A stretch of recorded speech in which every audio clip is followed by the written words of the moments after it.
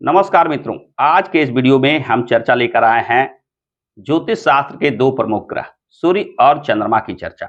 आज के इस वीडियो में हम जानेंगे सूर्य किस राशि में देते हैं लाभ एवं चंद्रमा किस राशि में देते हैं लाभ।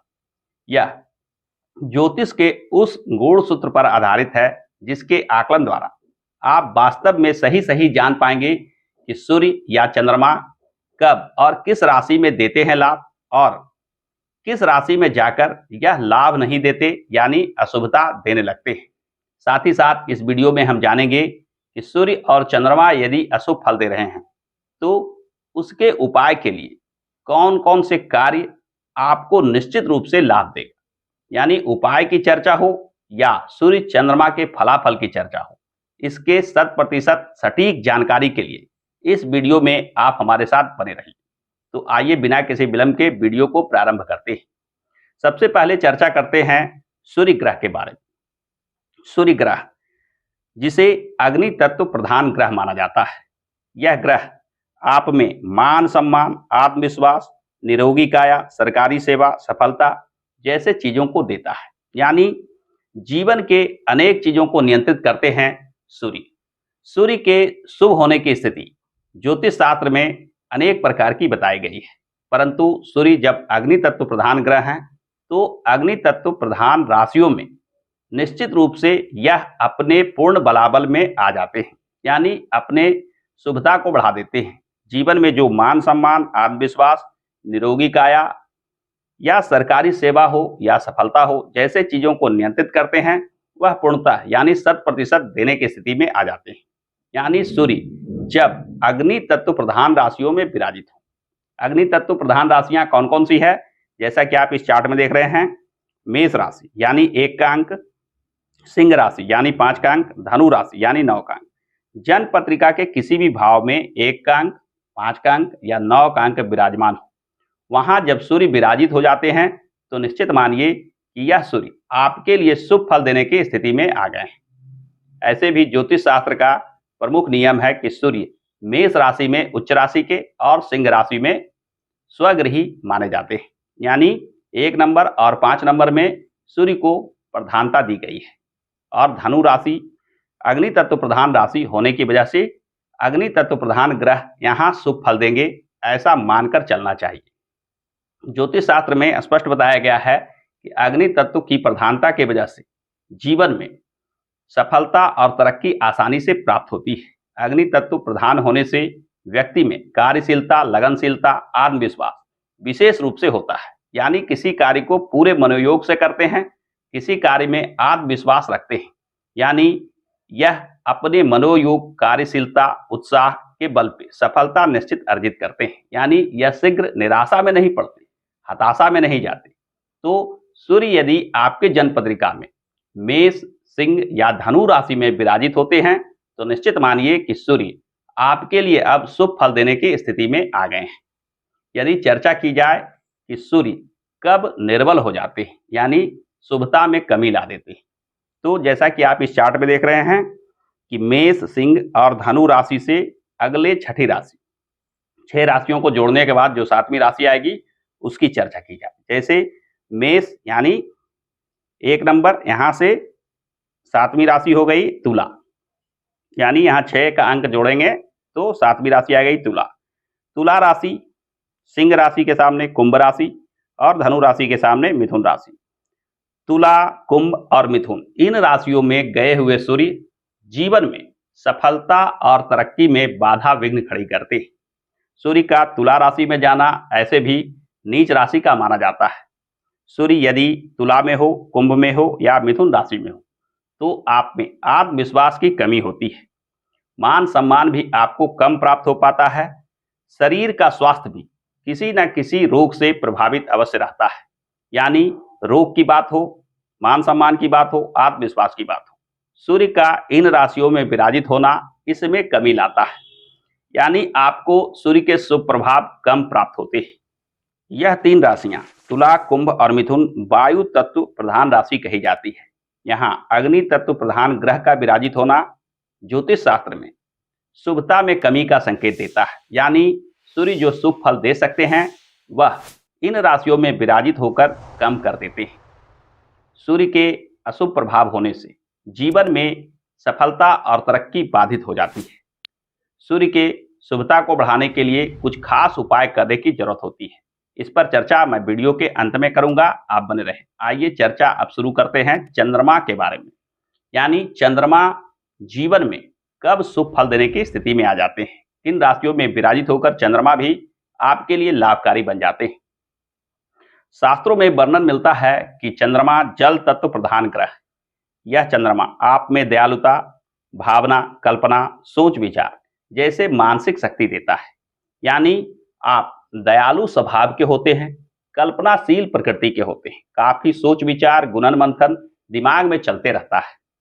यह जल तत्व प्रधान ग्रह जब जल तत्व की राशियों में विराजित हो जाए, यानी कर्क राशि में, वृश्चिक राशि में या मीन राशि में, यानी जन्म पत्रिका में 4 का अंक, 8 का अंक और 12 का अंक कहीं भी लिखा हो, 4, 8, 12 अंक कहीं भी लिखा हो, जैसे इस उदाहरण पत्रिका में 4 यहाँ अवस्थित है, 8 यहाँ और 12 यहाँ अवस्थित है। यदि इन भाव में, यहाँ इन राशियों में चंद्रमा विराजित हो जाते हैं, तो यह जल तत्व प्रधान राशि में चंद्रमा का विराजमान होना ऐसा कहा जाएगा। जब जल तत्व राशि का ग्रह जल तत्व राशि में विराजित हो जाते हैं तो अपने गुणों को बढ़ा देते हैं, जैसा कि मैंने सूर्य के चर्चा में भी आपसे यह बात कही थी। यहाँ आप में दयालुता, भावना, कल्पना और सोच विचार को बढ़ा देता है। यह अत्यधिक दयालुता, अत्यधिक कल्पनाशीलता और अत्यधिक भावुक होना जैसे चीजें कहीं ना कहीं आप में अशुभता देता है। यानी आप भावनात्मक रूप से कमजोर हो जाते हैं, छोटी छोटी बातों से घबरा जाते हैं, किसी कार्य का निर्णय नहीं ले पाते, आप में डर, भय, चिंता का भाव बन जाता है। यानी चंद्रमा का इन शुभ राशियों में होने के बावजूद भी कहीं न कहीं जीवन में शुभता में कमी आती है। यानी अत्यधिक सोच विचार, कल्पनाशीलता, दयाशीलता जैसे चीजों की वजह से जीवन में सफलता और तरक्की रुक जाती है। ऐसे भी ज्योतिष शास्त्र में चंद्रमा को वृश्चिक राशि में नीच राशि का माना जाता है। इसका मुख्यतः यही आधार है। नीच राशि का चंद्रमा भी मन के शक्ति को कम कर देता है। तो जन्म पत्रिका के कर्क राशि, वृश्चिक राशि और मीन राशि में चंद्रमा का विराजमान होना शुभ फल नहीं देता है।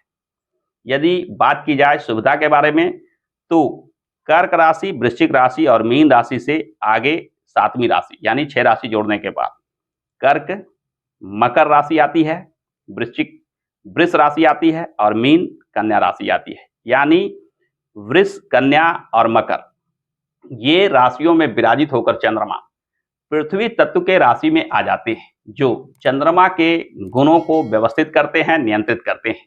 यानी आप में दया भाव, भावना, कल्पना, सोच विचार जैसे चीजें एक लिमिट स्थिति में होता है। यानी आप नियंत्रित अवस्था में दयाशीलता दिखाते हैं, भावना रखते हैं, कुछ सोच विचार जो करते हैं उस पर नियंत्रण रखते हैं।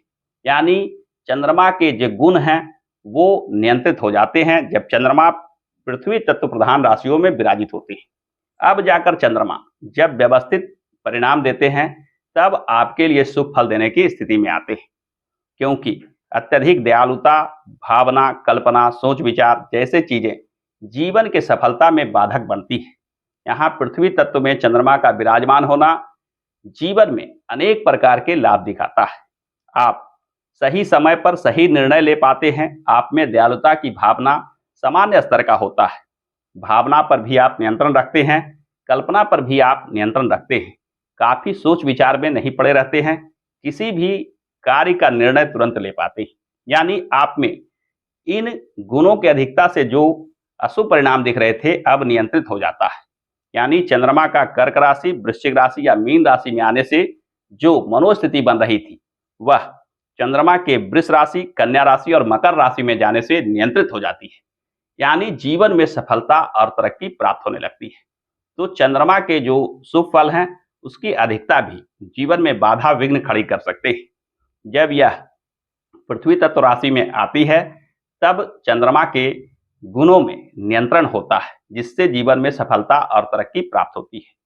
तो इस प्रकार से हमने देखा कि सूर्य और चंद्रमा ये दोनों किन राशियों में जाकर वास्तव में शुभ फल देते हैं और इसका क्या कारण बनता है। आइए अब हम जानते हैं कि सूर्य और चंद्रमा यदि अशुभ फल दे रहे हो तो कौन उपाय किए जाएं, किस प्रकार के विधि व्यवस्था की जाए ताकि इनके अशुभता को कम किया जाए और इनसे मिलने वाले दुष्परिणामों को दूर कर जीवन में सफलता और उन्नति प्राप्त हो। जैसा कि वीडियो के प्रारंभ में ही मैंने बताया था कि कोई भी ग्रह शुभ या अशुभ नहीं होते। इनके कुछ खास गुण होते हैं जिसकी अधिकता या कमी जीवन में सफलता या असफलता को रोक देता है। तो यदि सूर्य खराब हो रहे हो तो उन कार्यों से बचें जिसमें मान सम्मान घटता हो। किसी ऐसे कार्य में जिसमें किसी के साथ विश्वासघात की संभावना हो, किसी के पक्ष में या विपक्ष में बोलना, बिना सोचे विचारे किसी कार्य में लगना, मान सम्मान खराब होने वाले कार्यों में लगना, जैसे चीजों से आपको बचना चाहिए क्योंकि सूर्य का निर्बल होना आपको इन चीजों में अपयश या मान सम्मान खराब होने की संभावना बना देता है। ज्योतिषीय उपाय की चर्चा की जाए तो सूर्य से जुड़े पूजा पाठ, आदित्य हृदय का स्त्रोत का पाठ एवं सूर्य के कवच, सूर्य के स्त्रोत जैसे चीजों का पूजा पाठ करना भी आपके लिए शुभ प्रभाव देता है। सूर्य यदि केंद्र त्रिकोण भाव के स्वामी बन रहे हो, यानी पहले भाव, पांचवें भाव और नौवें भाव के स्वामी बन रहे हो, तो इसके रत्नों को धारण करके भी सूर्य के बलाबल को बढ़ाया जा सकता है। यानी सूर्य से जुड़े हुए पूजा पाठ हो, सूर्य से जुड़े जो जीवन क्रम है उसके सुधार से भी जीवन में सूर्य से जुड़े लाभ आपको देखने मिलते हैं। चंद्रमा की बात की जाए तो चंद्रमा मन के कारक होते हैं और आपके दयालुता, भावना, कल्पना और सोच विचार को नियंत्रित करते हैं। अतः इस पर आपको नियंत्रण करने की जरूरत है। दुख भरे चीजों से आपको बचना चाहिए। किसी ऐसे कार्य में नहीं पड़ना चाहिए जहां असफलता की पूर्ण संभावना हो, दुख उठाने की पूर्ण संभावना हो। ऐसे लोगों से भी आपको बचना चाहिए जो अपने जीवन के दुख कष्टों को आपके साथ साझा कर रहे हैं। यानी दुख कष्टों की बातों को नजरअंदाज करना आपके चंद्रमा के अशुभता को कम कर देता है, मन के शक्ति को बढ़ा देता है। चंद्रमा के ज्योतिष उपाय की चर्चा की जाए तो चंद्रमा के लिए चंद्र कवच, चंद्र स्तोत्र का पाठ विशेष लाभ देता है। भगवान शंकर से जुड़े पूजा पाठ भी चंद्रमा के बलाबल को बढ़ा सकता है।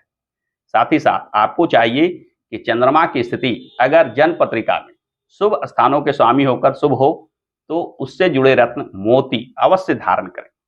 चंद्रमा के शुभता को बढ़ाने के लिए चांदी का कड़ा बनाकर, यानी हाथ में पहनने वाले कड़ा के माध्यम से भी आप चंद्रमा के बलाबल को बढ़ा सकते हैं। यानी कैसा भी बन रहा हो सूर्य या चंद्रमा की स्थिति, उसे उपायों के माध्यम से नियंत्रित कर जीवन में सफलता और तरक्की प्राप्त की जा सकती है। तो इस प्रकार से आज के वीडियो में हमने देखा कि सूर्य किस राशि में देते हैं लाभ और चंद्रमा किस राशि में देते हैं लाभ, क्यों सूर्य अग्नि तत्व प्रधान राशियों में शुभ फल देते हैं और क्यों चंद्रमा जल तत्व राशि प्रधान राशियों में अशुभ फल देते हैं। इन सारी बातों को आपने देखा। तो आज के वीडियो में बस इतना ही। आशा करता हूं कि आज का यह वीडियो आपको पसंद आया होगा। यदि आज का यह वीडियो आपको पसंद आया है तो हमारे इस वीडियो को लाइक और शेयर करना ना भूलें और हाँ, हमारे इस चैनल को सब्सक्राइब करके बेल आइकन को अवश्य दबा लें क्योंकि मैं इस प्रकार के वीडियो बराबर लेकर आता रहता हूं। हमारे साथ बने रहने के लिए आपका बहुत बहुत धन्यवाद।